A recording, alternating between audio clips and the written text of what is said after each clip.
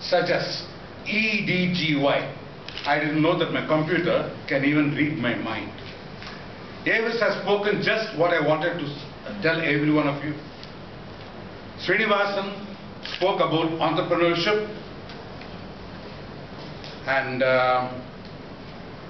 Rukunayak, right?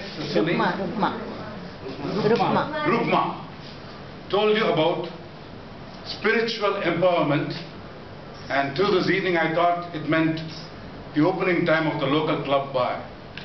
Now I know that you can do things for society, and a spiritual empowerment could also mean that you can give back to society what society gave to you. Am I right? Is that a gist of what you said? Okay. Now, I would not like to delve much on motivation, because I don't believe there's anything called motivation. The best motivator is hunger.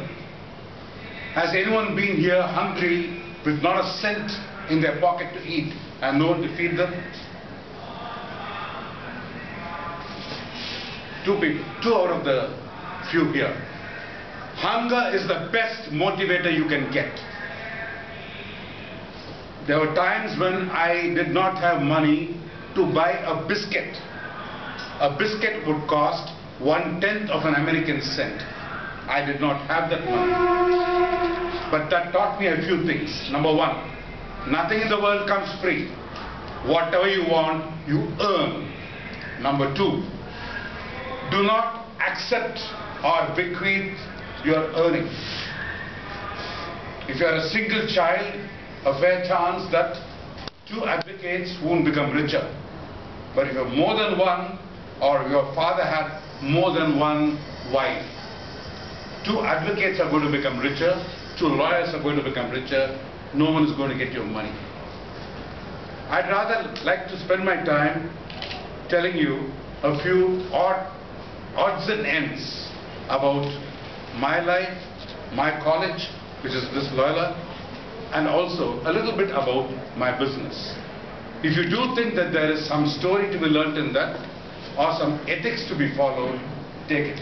I have nothing to teach. I have nothing to preach. I have nothing to pontificate. I only have experiences to share. And even those experiences were good for me. I do not say they'll be good for you. I'm given 18 minutes. I've taken 2. B, will you stop me at the correct time? Right. I'll just leave my cards here. Please pick up one.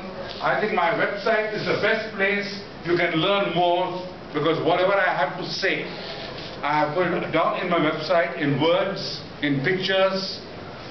I suggest that you please go through my website, and it's not just seeing my website. I would like you to tell me where you agree with me and mostly where you disagree with me. Let's start with the college. I have the privilege of being inside a classroom, though my father paid fees in this college for 4 years. I sat in the car park where you have a generator running. I never went to class. I sat in the car park smoking cigarettes. My lunch was in a small shop just outside the main gate called Nambiya's Bunk. And there you would get FL and soda. FL and soda is fresh lime and soda. With one cigarette, a cool cigarette, not the American KOOL, is the Indian COOL. It costs you all of 25 paise. And that's how I spent 4 years of my life here. I've never been to a class. I've never sat for 18 minutes in front of a teacher. Rukma was here, a teacher. I think this is a wonderful day for me. 18 minutes sitting in a class, in a college, and a teacher in front of me. And in the first row. That was wonderful. First row. And in the first day I went to class, someone was there who did not have the correct books. So the teacher called him and said, leave the classroom, you don't have books. I was in the last bench. I always sit in the last bench. I'll come to the back benches later on. I put up my hand and said, sir, I also don't have books. He said, get out. I went up to the door. That's a gallery type of class in the main building. I went up to the door and I told him, sir, I've had the books at home, but if you promise that you will give me attendance every day of this year, I promise I'll never bring my books to class. All he said was, get out, attendance given. And that's how I studied. I do not firmly believe that education is of very grave importance.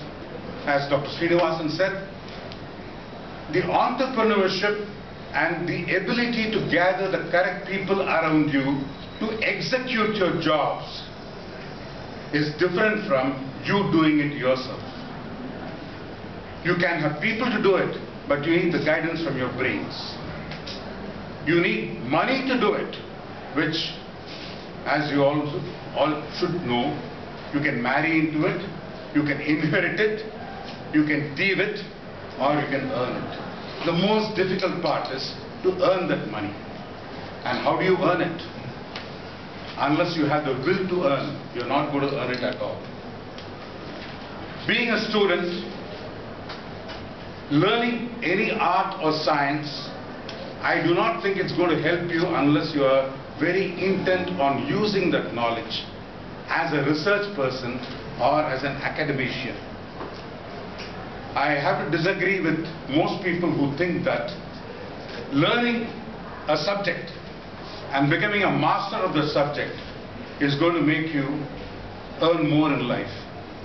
In actual life, it's your street smartness that's going to get you the money. It is not your knowledge of the subject.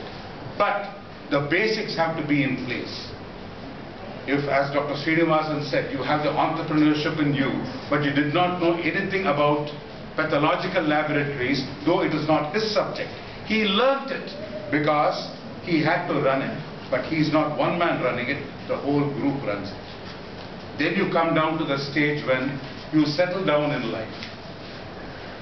In most societies, you have no business to think for yourself. Very aptly put by Avis, where he said that his parents said, do this, do this, do this, do this, and you did it, did it, did it, did it. And when you became a parent, you said, do this, do this, do this, do this. You expect your children to do it. I always tell my young friends, don't listen to anyone. Go by your heart. Especially, don't listen to your teachers and parents. If you had better teachers and better parents, we'll all be better people. Children around the world are ill-treated and mistreated, according to me, only by parents and teachers because the parent or the teacher is not willing to become contemporary. There are parents today who still think that Christopher Columbus is leaving the shores of Spain with the blessings of Queen Isabella to search for India. They do not know that this is the year 2011. If you have to be comfortable with your society, you have to be contemporary with what your society demands. There you come, your education is over, you have come to working life, and when do you stop working? Have a goal. Personally, let me start off with what I heard about TED. I was told that in TED you never talk about yourself. But I think I heard quite some people telling things about themselves too. Therefore, I take the privilege of telling a few things about myself too. I had only one aim in life, to work for 365 into 20 days. I worked only for 365 into 20 days. And I did not start my life as a businessman. I started my life as a toilet cleaning worker in a multiplex cinema theater. I did not go to class to learn my English. I did not go to class to learn theatrical acting. I did not go to class to learn or pass a subject. I copied in my exams. I cheated through my papers. That doesn't matter. But I always believe that you have monkeys trained in Cambodia and Indonesia, which are used in palm and coconut plantations. It's got a rope tied around the waist. The man lets it up the tree. There are specialist monkeys. One monkey can cut a fawn, a palm fawn. The other monkey can remove only tender coconuts. The third monkey can remove ripened coconuts. If you can train a monkey to do that, you can train any individual to pass an examination. Passing an examination in no way is going to give you the passport to say, yes, here is a man well qualified. You've got to know how to get along in life, and what teaches you that is your personal perception of willing to change for the day that is today is after all yesterday's tomorrow. Then you come down to how long do I work? I may want to work for 20 years. Another person may want to work for 40 years. It entirely depends on you. But any fool can make money, but it needs a lot of wisdom to enjoy your money. Why work for something when you cannot enjoy it? I don't find any reason why you should do anything when the benefit for your personal need is not there. I think Rukma was telling us about selflessness and things, right? It's nice to listen to that, but I have to disagree with her. My favorite book is Ayn Rand's name. Anyone? Sorry? Virtues of selfishness. Learn to be selfish. Only then you'll be happy. Learn to be selfish. Only then you'll be happy. But selfishness cannot be equated to saying everything for me.